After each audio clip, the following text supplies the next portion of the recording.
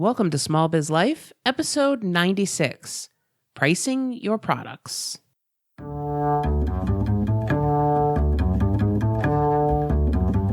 Does this sound familiar? Oh my God, I have so much to do today. Don't forget to breathe. But I have almost 400 emails in my inbox and 30 phone calls to make. Have you looked into getting a virtual assistant yet? Oh, and I need to schedule all my social media posts. Did you drink anything today? I had coffee. Did you eat today? Did I mention coffee's a bean? This is Small Biz Life.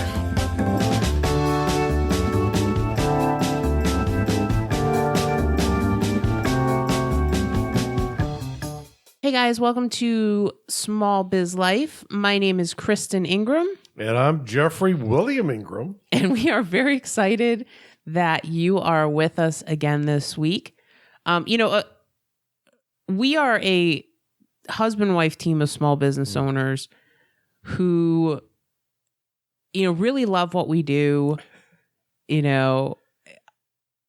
Small business can be tough. Yeah. We know that it can be tough, but it can also be incredibly rewarding. And, it's so cool, talking to the people in our HQ membership site and seeing, all the things that are going on, not just in their business, but in their life as well. Yes, there's a reason we use all three words when we talk about our show, because it's really, you can't distinguish them when you're a small business. It's tough enough when you're in big business, but you can sort of go, you know what, at 5 o'clock, I'm checking out from the job. You can't do that in small business. The three are combined. Mm-hmm. But it's really cool to see, when people they need that little bit of freedom that they can step away and then, come back to it and their business is still there. And it's so cool to see, everything that's going on in people's lives and them sharing in their businesses. And it's a really awesome experience. And if you're looking for something like that with some accountability and, a new topic every single month to help you move your business forward, check out Small Biz HQ. It's a really low monthly price point. The amount of value that you are going to get. I mean, it's like we literally put out a 3-hour course every single month, broken up over the course of the month, plus a live call with us and accountability Monday through Friday. It's a really awesome value. And if you want to check it out, if you're still not sure if this is for you, you can enter coupon code product at checkout, and your first 30 days is only $1. And the cool thing with that is that you also get access to the prior 7 months of content that we've done, because when you join Small Biz HQ, you get access to all the content that we've done since January, plus our time management course, plus the new Dreamcatcher.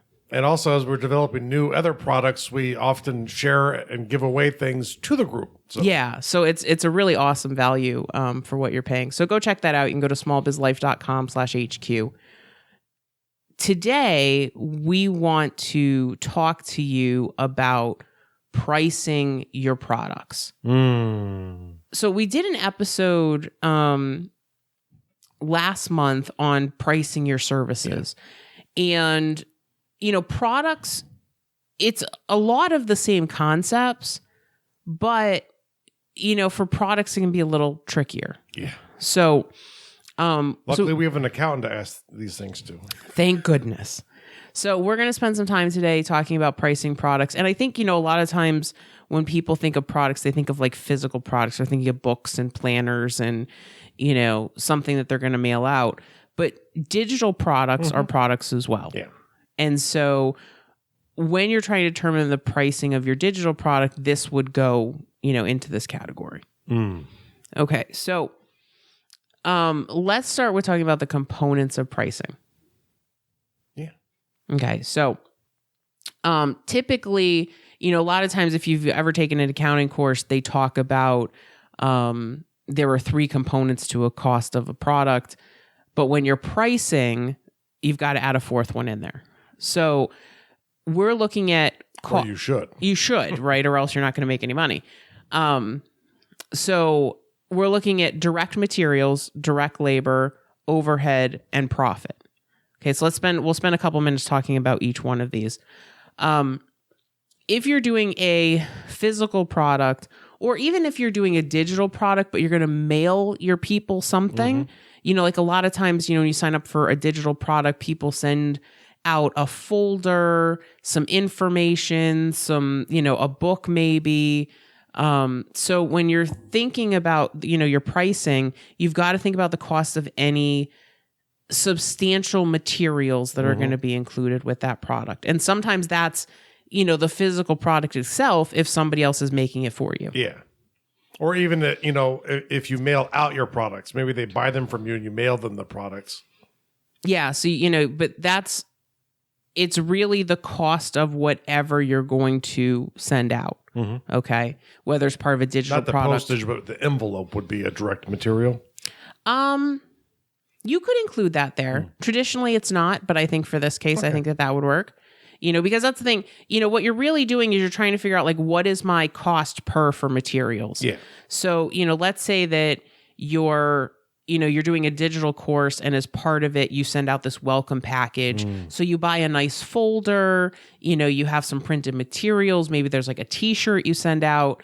The cost of all those things, including what you're going to pack it in, would be your direct material. Okay.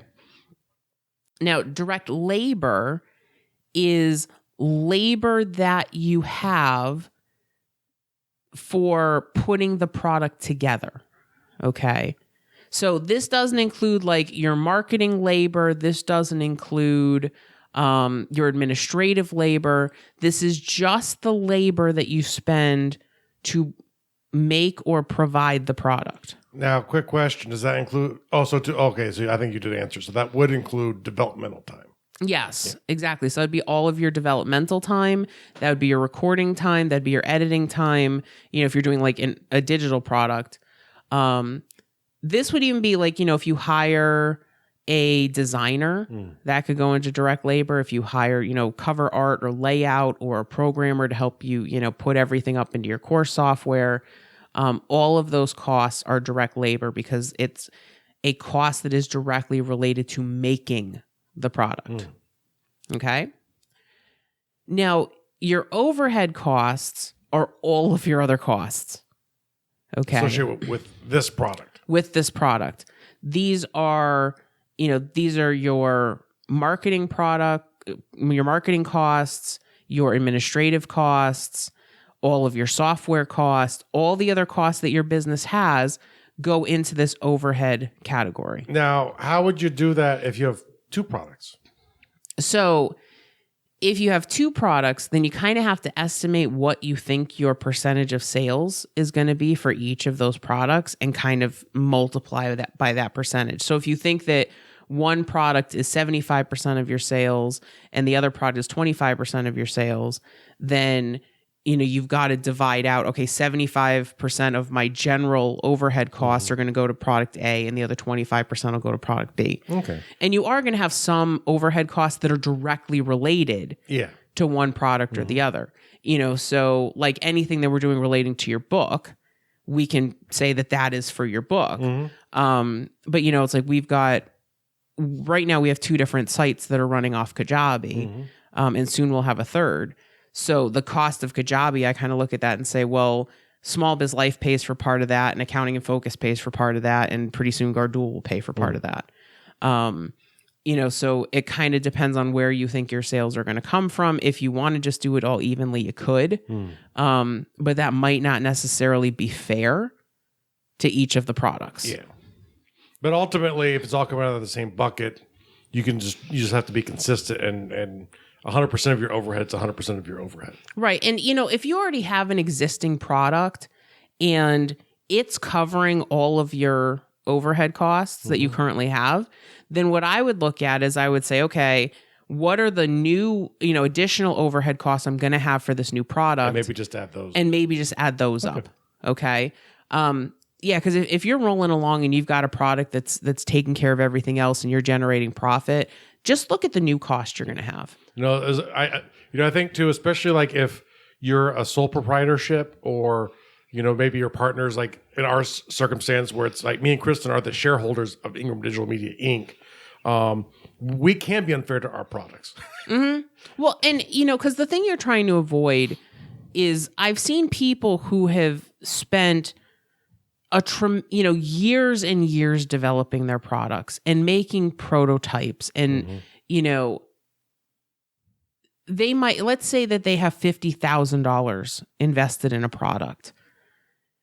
And when they finally get that product out into the delivery phase, which is one thing we talked about with HQ this week, they're like, all right, I'm going to charge $25 for this product. It's a lot of products to break even. Right. So that means you've got to sell, 2,000 of them just to break even to recoup your prior costs. That doesn't even include your current costs. And if it's a physical product, there's a cost to produce each unit. Exactly. And so I see that a lot where, when we start to add up the costs, it is almost insurmountable to recoup that money. And you can't, if you want to be a successful business owner, you can't just say, well, that's money I spent before and we're just going to eat that. No. That's cost of development. And you can't ignore that. So the thing I think you're really trying to say here is if it's an expensive, long investment, you better hope that there is an expected huge return on it. Right, exactly. And maybe it is $25, but if you're expecting to sell it to 1 million people a year, then that's but it's a risk. Right. Because you need to make that money back. Exactly. And we're going to talk a little bit about timing, in a couple minutes. The next thing I want you to do, so now once you've got a handle on, what you think your materials are going to cost, if you have any, what your labor is going to cost. And, sometimes it's all in development, right? And sometimes you have ongoing costs. So like, for example, if we do a course, then we record all the content for the course, like we did with the time management course. We record all of the content, then it is done. We package it up and we sell it. Versus something like HQ, which is a monthly site, where we are recording new content every single month for it. Yeah. Okay. So with the first instance, once it's packaged up, and every once in a while we do put some new stuff in the time management thing, as new research comes out. But,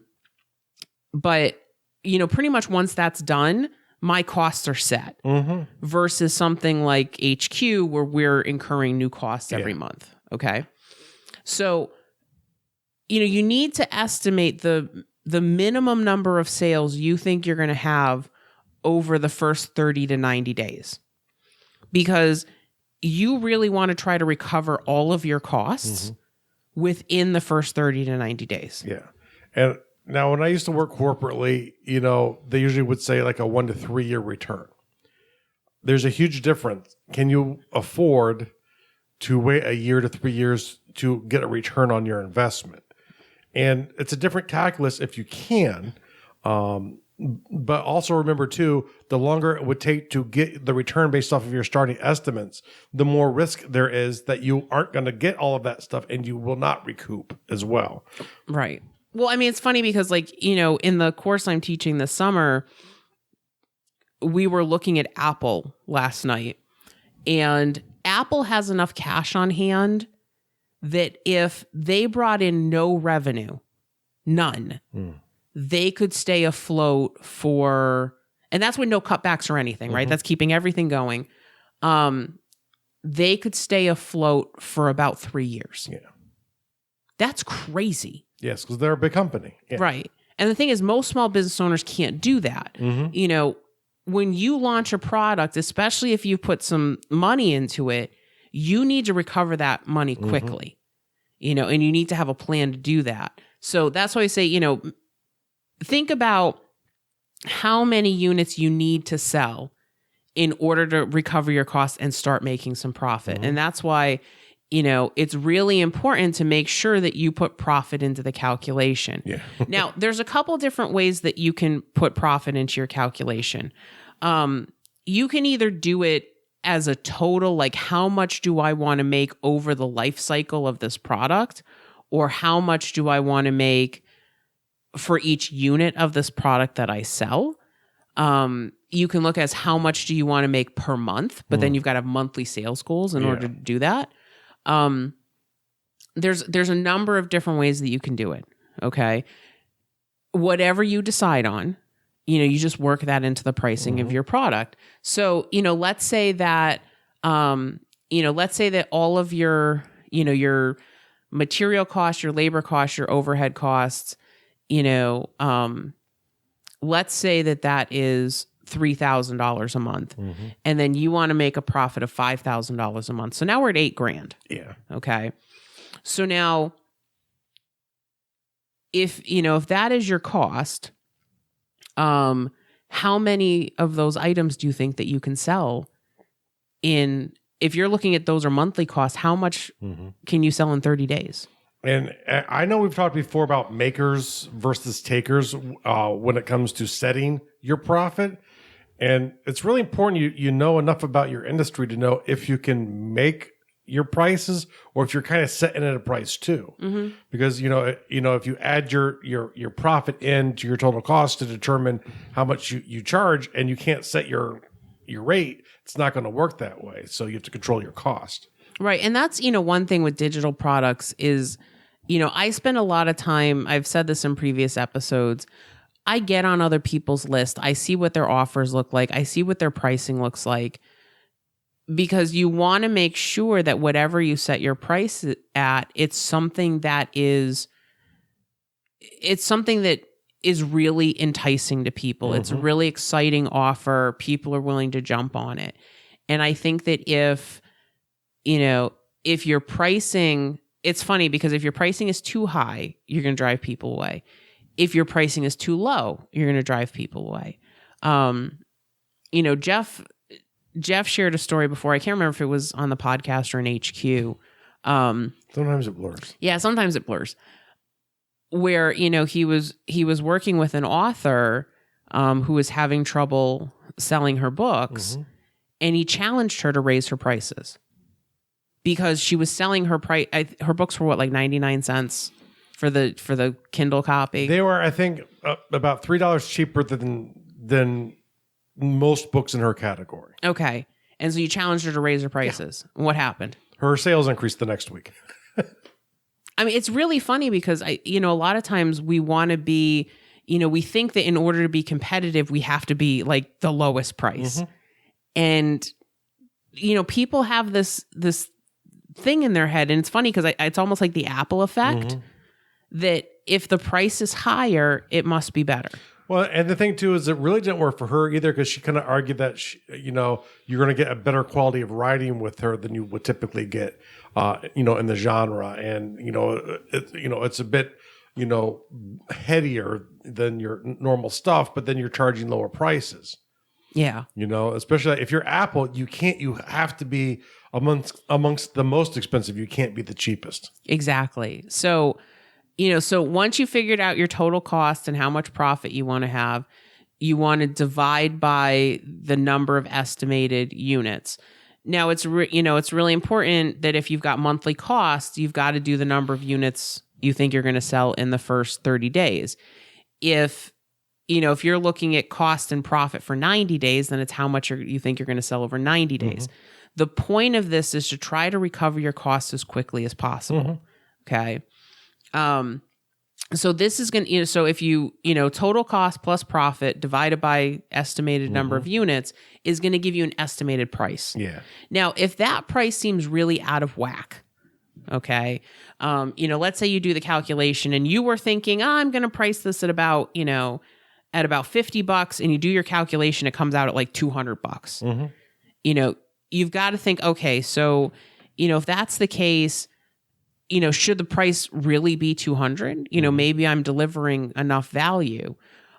Sometimes you got to look to say, okay, maybe my costs are too high. How can I cut those back, to get this down?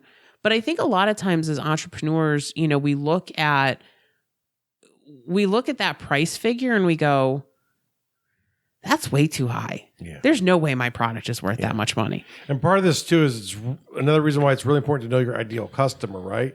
If your ideal customer is, someone who doesn't have a lot of extra cash and you're offering them something on top of what they need, it's going to be hard to get that cash from them. And the higher your price goes, the more expensive. So you really got to think these things out with who you think your customer is and what spend some time doing some market research to find out, how do I do this? And that is actually one of the HQ months too. Yeah. But, the thing that's interesting though is like, I've seen people that, when I've worked on them with pricing, they initially look at the price and they're like, no, I think that's way too high. And sometimes I'll even challenge them that it's too low. And, we'll push that number up even more. Mm-hmm. And they get sales, and they hit their goals. Yeah. So I think a lot of times intuition is very deceptive here, especially when it's your own thing. Cause I think a lot of people have trouble like pricing their own products. We go into that whole thing that we have starting the business going, well, who am I to share this information? Who am I to teach others? Who am I to be this person? Because I know all my flaws. Mm-hmm. I know all my weaknesses, and I sometimes don't respect myself enough. But when I look at it, I need to respect myself more, or else people won't take me seriously. Yeah. And if you think your pricing is too high, really look at the value. And one of the ways that we do this when we're pricing products, we always shoot for 10 times the value if you worked with us one-on-one. Yeah.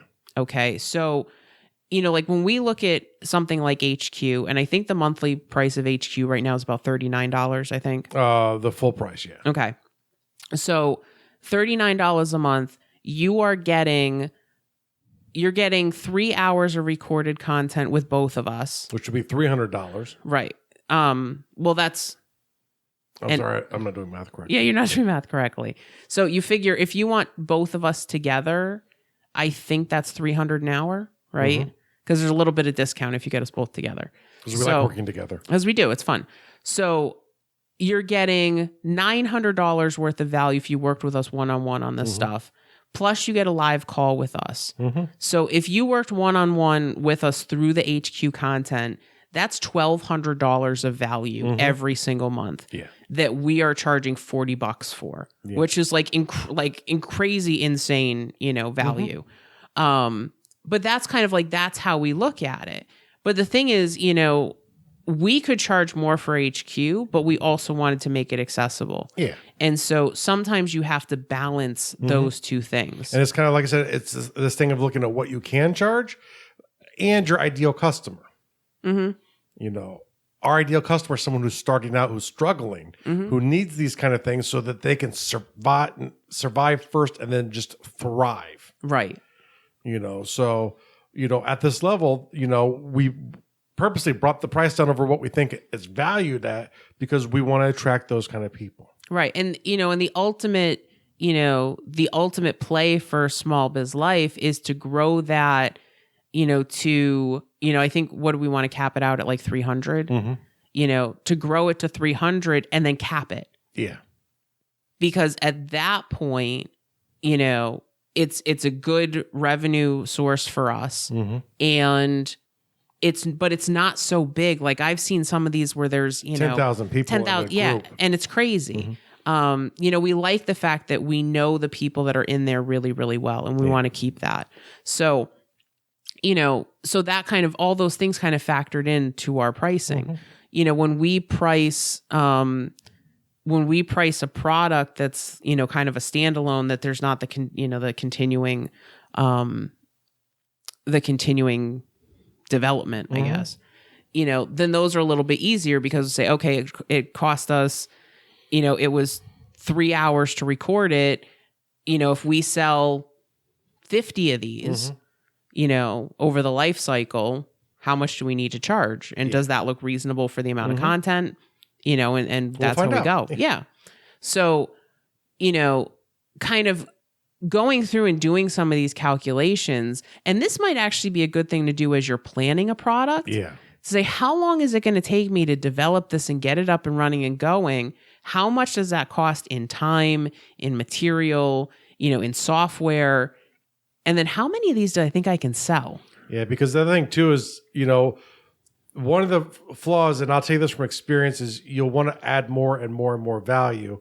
Everything can't have 10,000 hours worth of content that you sell for, $2,500, because there's very few people who will spend that money on there.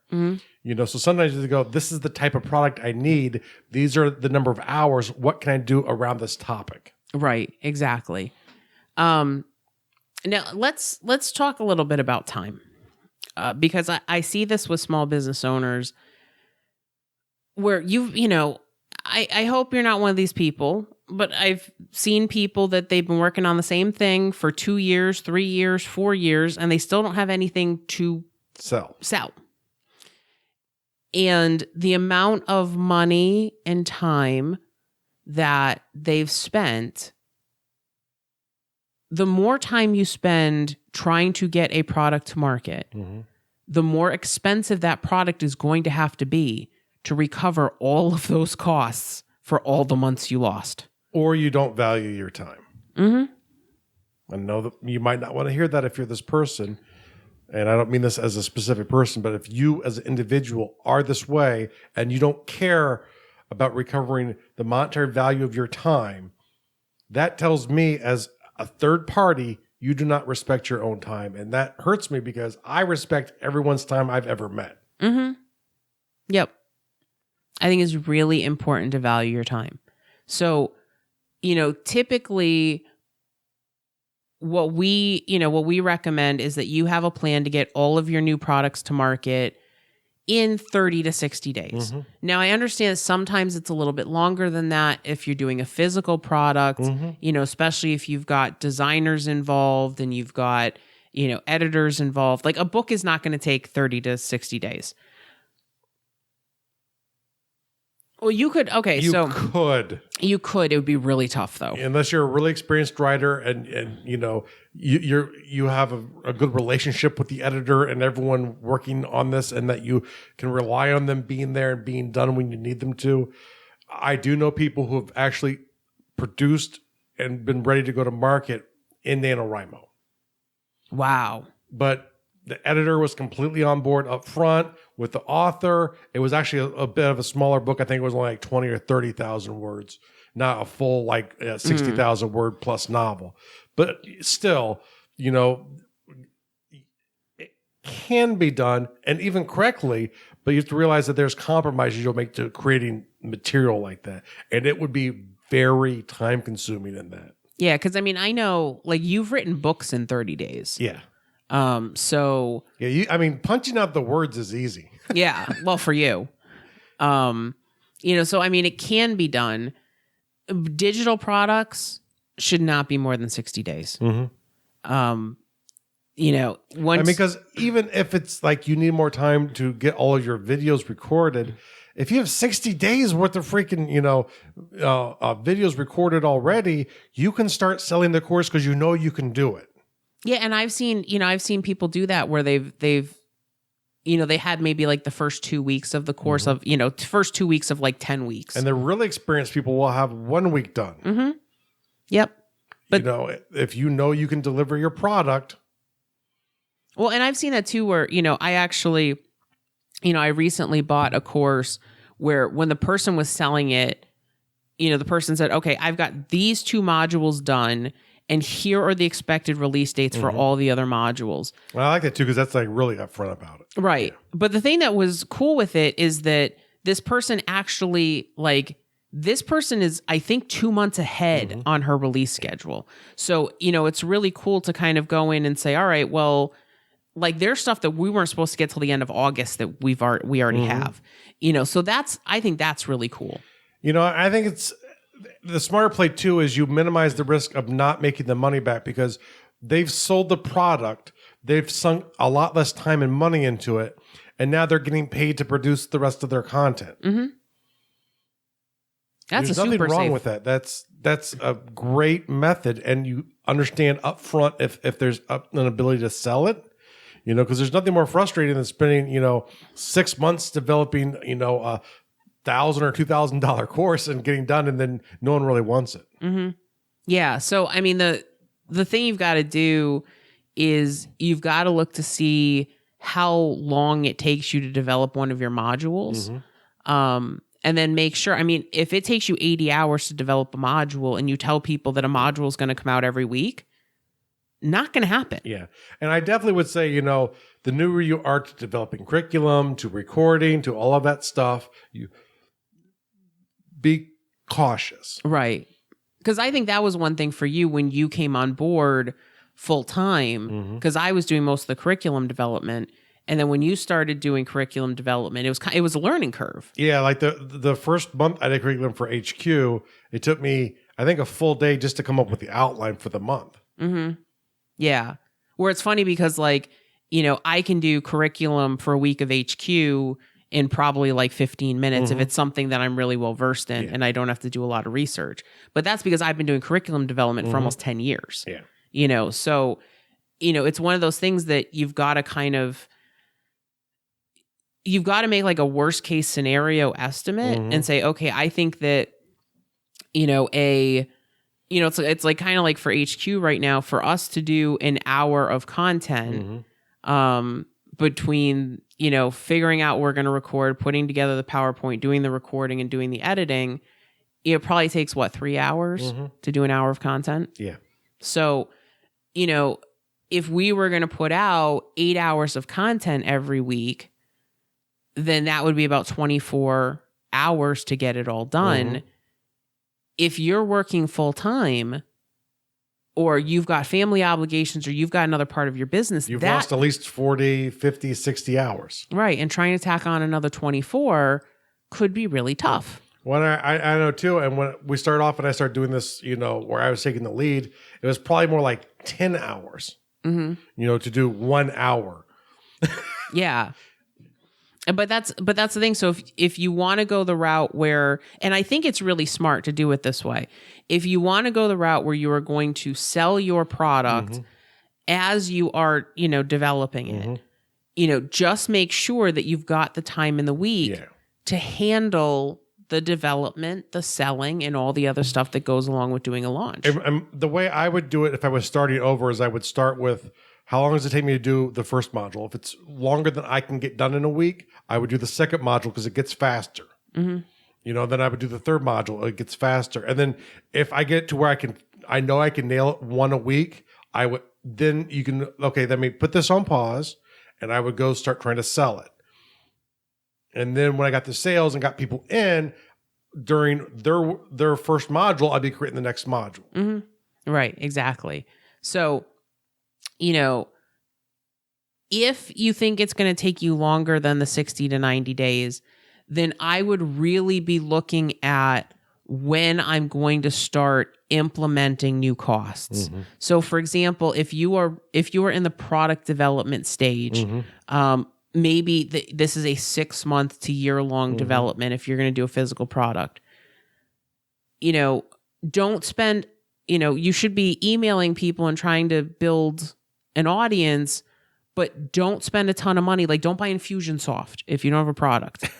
Don't spend a ton of money on all these tools to help you with your business if you're not there yet. And where I often do pitch people to start email list as soon as they know, start with the MailChimp and because you get I think 2,500 now for free, something like that. With autoresponders. With autoresponders now. So you can do something like MailChimp for free, just get up a splash page somewhere, saying this is kind of what I'm doing. It doesn't have to just be vague with it because you're probably not exact. It'll foment your mind and it'll change a little bit and just start sending out like newsletters and start growing that. But you can do that for very little cost. Yeah. And I mean, like we did that before we kind of knew what we wanted to do with this. We started something called Break Away From Your Desk.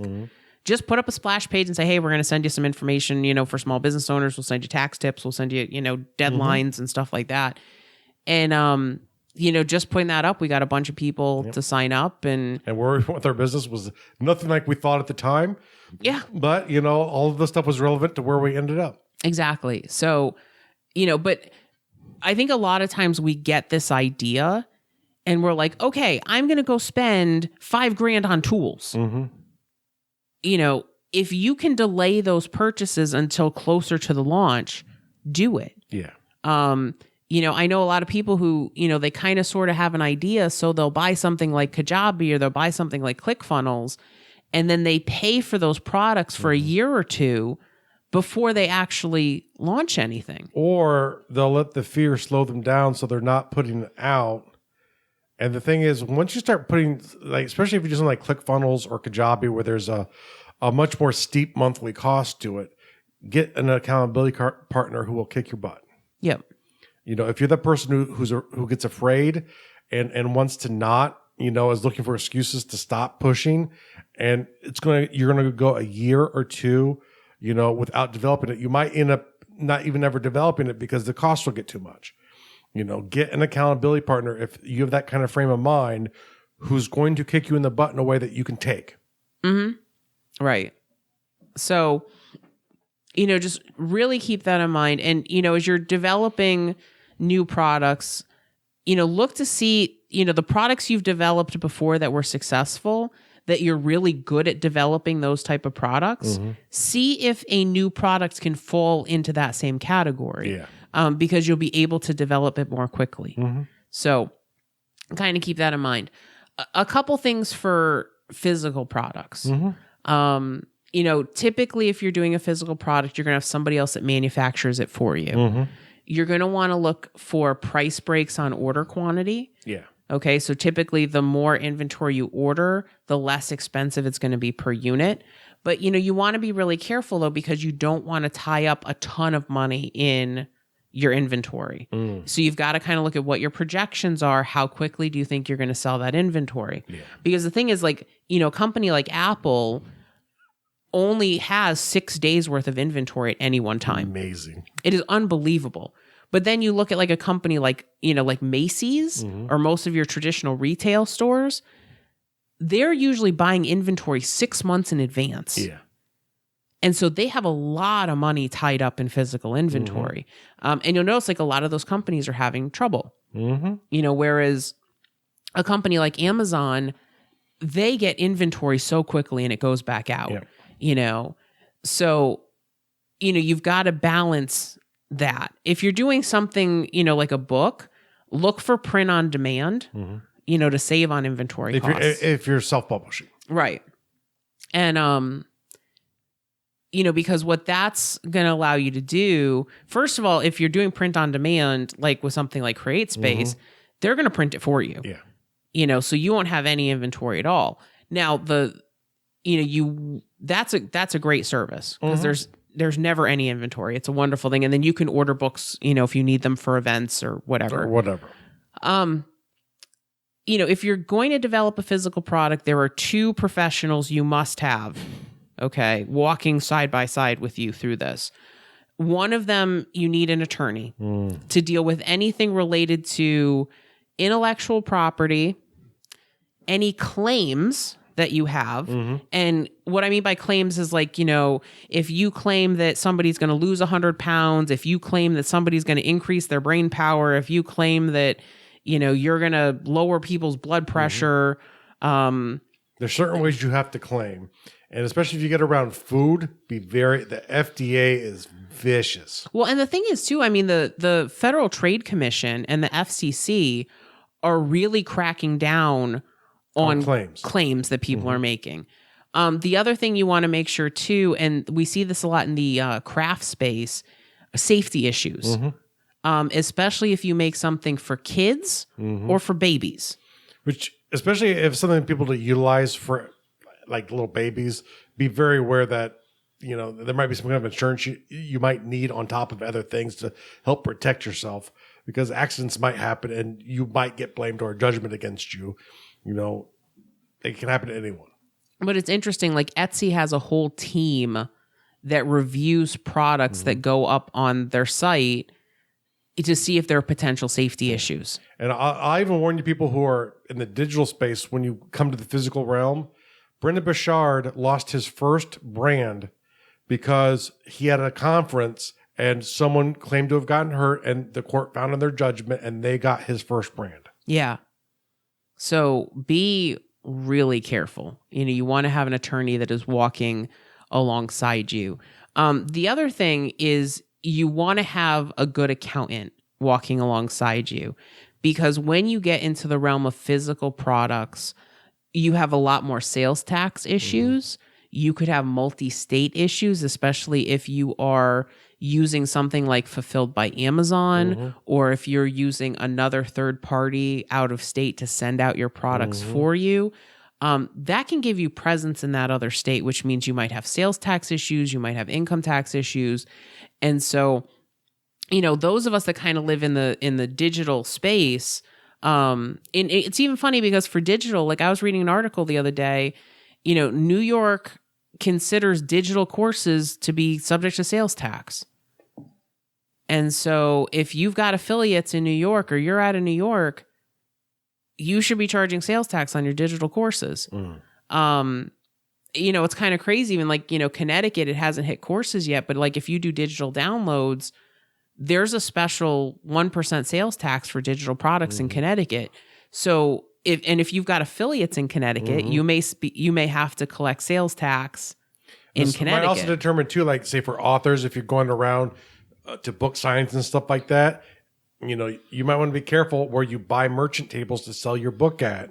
You're in that St. Louis Convention Center, boy, you're going to get nailed. Yeah, and it's funny because like we live in a state that has a pretty simple, sales tax. We have one sales tax rate for the whole state. Now that might change depending on if we ever pass a budget.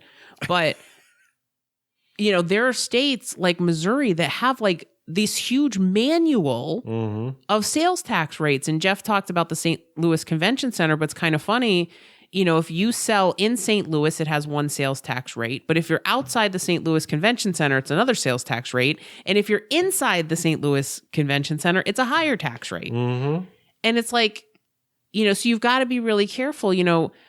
If you've got physical products, if you're going to trade shows, you're going to conventions and you're selling stuff, if that state has sales tax, you're supposed to collect sales tax there.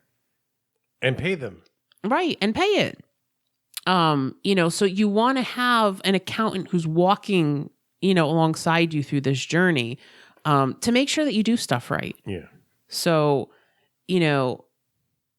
creating products is awesome. Yes. Because you are no longer trading your time for money, right?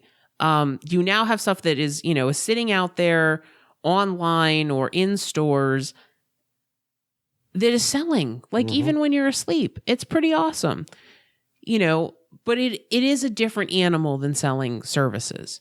Especially once you cross that physical threshold. Right. So, if this is something that you need help with, reach out to us. You can send an email to support@smallbizlife.com. We'd love to book some time with you to help you out with this. Or, you can go into our Facebook group, which is facebook.com/group/smallbizlife. And you can answer your question there and get feedback from the group. Yeah. So thank you so much. And we'll see you next week.